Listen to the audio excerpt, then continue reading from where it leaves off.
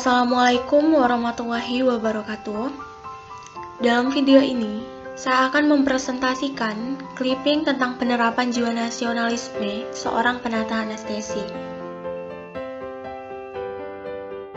Sebelumnya, perkenalkan nama saya Laras Putri Ridja dengan NIM 20010608083. Saya dari kelas C D4 Keperawatan Anestesiologi, mata kuliah Pancasila.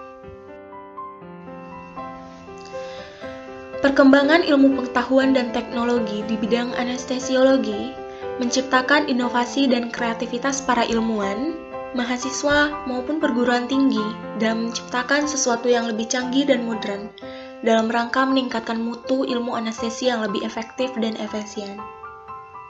Namun, tidak dapat dipungkiri sejalan dengan kecanggihan teknologi, juga banyak terdapat kasus-kasus penyalahgunaan dan ketidaksadaran akan hak dan kewajiban sebagai seorang tenaga kesehatan yang profesional. Hal itu secara tidak langsung menyebabkan memudarnya jiwa nasionalisme seorang tenaga ahli kesehatan. Untuk itu, dalam clipping ini akan dijelaskan penerapan jiwa nasionalisme bagi tenaga medis khususnya seorang penata anestesi. Tujuan dari presentasi ini agar mahasiswa mampu memahami tentang isu dan tren yang meliputi jiwa nasionalisme seorang penata anestesi melalui berita di media massa terkait profesi penata anestesi. Sebelumnya, apa sih yang disebut dengan penata anestesi? Nah, penata anestesi itu adalah setiap orang yang telah lulus pendidikan bidang keperawatan anestesi atau penata anestesi sesuai dengan ketentuan peraturan perundang-undangan.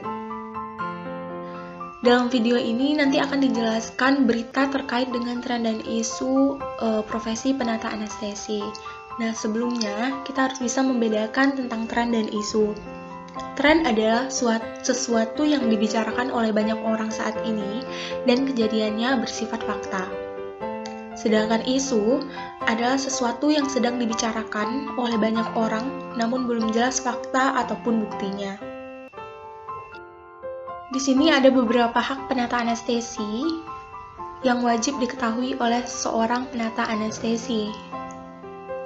Di antaranya, yang pertama, memperoleh perlindungan hukum dalam melaksanakan praktik keprofesiannya sesuai dengan standar profesi, standar pelayanan, dan standar operasional prosedur.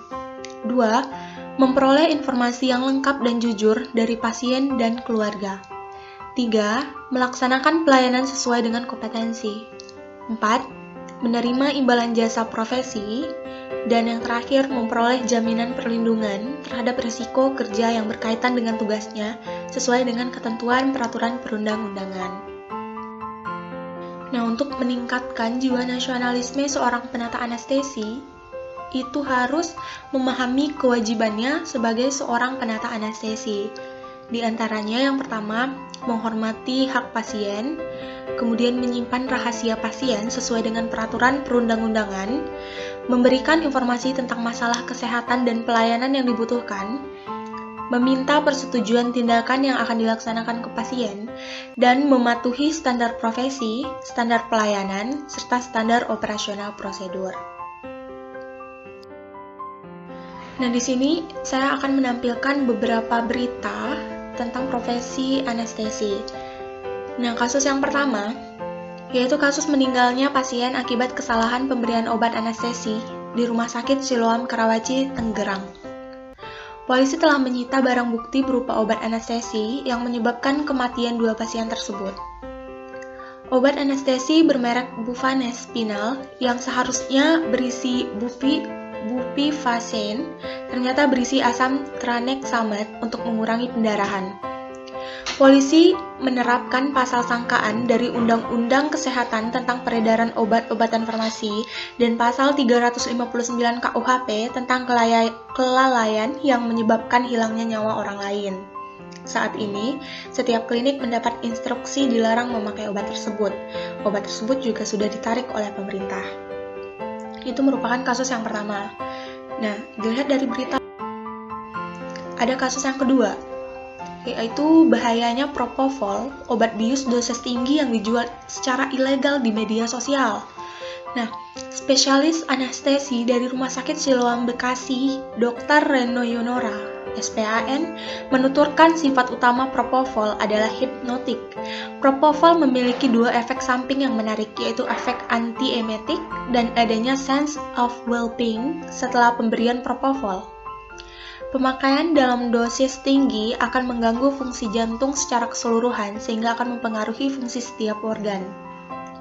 Salah satu dampak fatal penyalahgunaan obat ini, menurut Dr. Eno, adalah gangguan sistem saraf pusat yang berdampak pada berhentinya pernapasan atau apnea. Kerusakan yang terjadi pada kondisi ini bisa berakibat pasien meninggal dunia. Contohnya, itu diketahui dokter pribadi Raja Pop Dunia, Dr. Conrad Murray, pernah bertindak sembrono dan mengabaikan cara penggunaan propofol untuk membantu King of Pop tersebut agar bisa tidur. Michael Jackson ditemukan tidak bernyawa di rumah mewahnya di Los Angeles pada 25 Juni 2009 yang lalu. Nah, tindakan tersebut dinilai melanggar Undang-Undang Peredaran Obat-obatan Psikotropika. Kemudian kasus yang terakhir itu kegagalan anestesi tersadar sebelum waktunya. Semakin banyak suntikan obat bius yang diberikan para dokter, maka semakin lama pula pasien tak sadarkan diri. Namun, tidak menutup kemungkinan lama pengaruhnya obat bius tak seperti yang diperkirakan. Pasien mungkin terbangun saat pisau dan gunting membelah tubuhnya. Terbangun di tengah operasi dapat berdampak buruk secara psikologis terhadap pasien. Rasa sakit yang luar biasa, ketidakmampuan untuk bernafas karena berada dalam kondisi tidak sadar, hingga halusinasi yang dialami oleh pasien dapat berujung pada serangan panik akut dan trauma yang mendalam. Sudah menjadi kewajiban anestesi untuk mengkaji hal tersebut dan mencari jalan keluar agar peristiwa seperti ini tidak terjadi lagi. Nah, dari ketiga kasus tadi, itu dapat disimpulkan bahwa dapat terjadi krisis kepercayaan yang menyebabkan perpecahan baik dari pihak pasien yang dirugikan maupun dari pihak tenaga profesi penata anestesi yang bertanggung jawab.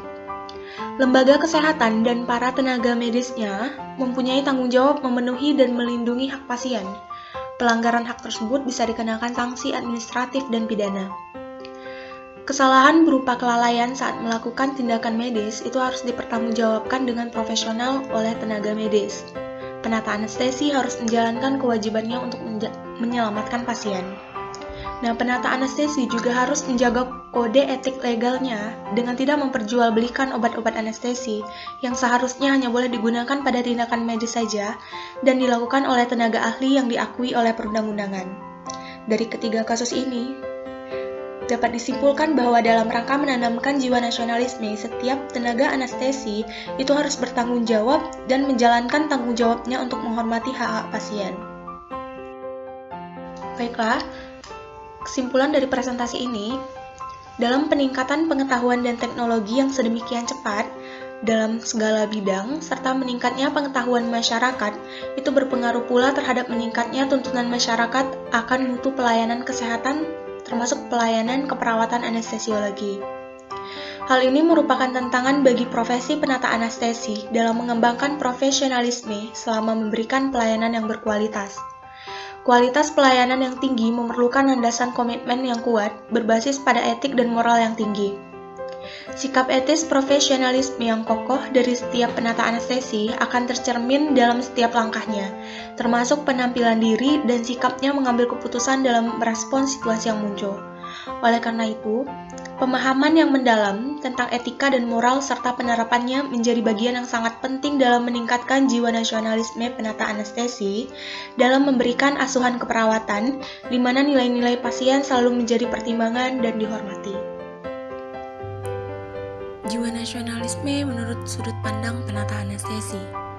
Menurut saya, pemantapan nilai jiwa nasionalisme bagi tenaga kesehatan memiliki peran yang sangat penting dalam mendorong dan memotivasi tumbuhnya kesadaran kebangsaan. Pelayanan kesehatan yang bermutu seharusnya diberikan oleh dokter atau penata anestesi yang profesional dengan knowledge dan experience yang mumpuni serta attitude sesuai dengan bidangnya, dengan tidak meninggalkan nilai-nilai kebangsaan. Dari ketiga kasus yang saya angkat tadi, dalam bidang kesehatan yang berwawasan kebangsaan dapat diterapkan melalui jiwa bersih, dan jiwa nasionalisme yang kuat, serta mengutamakan kepentingan orang banyak di atas kepentingan pribadi dan golongan. Peningkatan kompetensi dan kapabilitas sangat penting untuk menghasilkan tenaga kesehatan yang kuat, visioner, berkarakter, memiliki wawasan luas dan excellent agar mampu mengemban amanah mulia dalam mengelola program kesehatan nasional demi kesejahteraan rakyat Indonesia. Kritis program orientasi nilai-nilai luhur bangsa sedang melanda masyarakat sehingga penting untuk memantapkan nilai kebangsaan.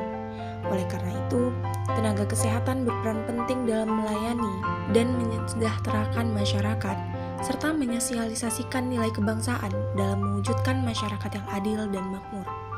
Jadilah seseorang tenaga ahli yang bermoral tinggi dan bertanggung jawab terhadap rakyat umum. Sekian dari saya. Terima kasih.